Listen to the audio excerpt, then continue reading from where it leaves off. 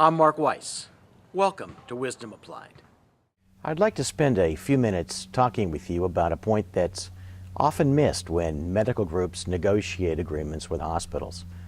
Although the situation is common in connection with the exclusive contracts that hospital-based physician groups enter into with facilities, it's certainly not limited to those circumstances. As more and more physician groups become parties to contracts with hospitals, for example, through what's euphemistically referred to as physician alignment, the same issues understandably apply. So groups often devote their entire focus to the obligations imposed by the agreement, both from the group to the hospital and from the hospital to the group. For example, in the case of, say, an exclusive radiology agreement, the issues the groups generally focus on are those things such as the scope of exclusivity, the breadth and depth of the coverage required, and on the other hand, of course, the amount of the stipend support that the hospital is going to be providing to the group. But the important point that's often missed is that these types of agreements generally contain provisions that have an impact, sometimes an extremely severe impact, on the relationship between the group and the group's members, both owners and employees. An obvious example would be a provision permitting the hospital to remove a particular physician from the roster of providers pursuant to an exclusive contract.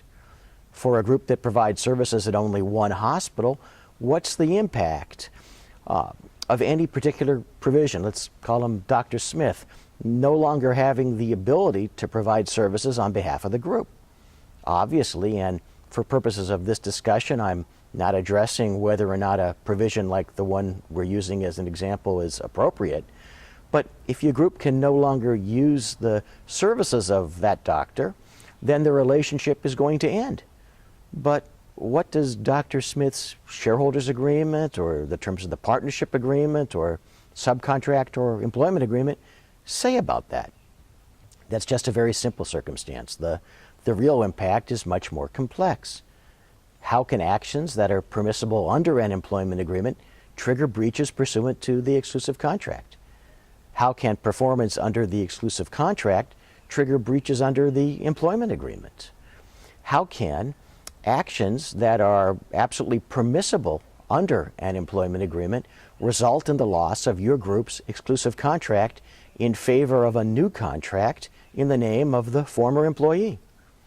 The issues involved in medical group hospital contracts are not as simple as, say, a juggler tossing one ball back and forth between his hands, or they're not as simple as tossing two balls, the hospital and the group, back and forth, or even as simple as tossing three balls in the air, the hospital, the group, and the group members.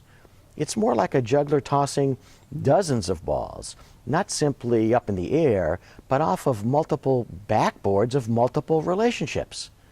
Don't let your group drop the ball. For complimentary resources, including articles and our monthly newsletter, the Advisory e-Alert, visit advisorylawgroup.com.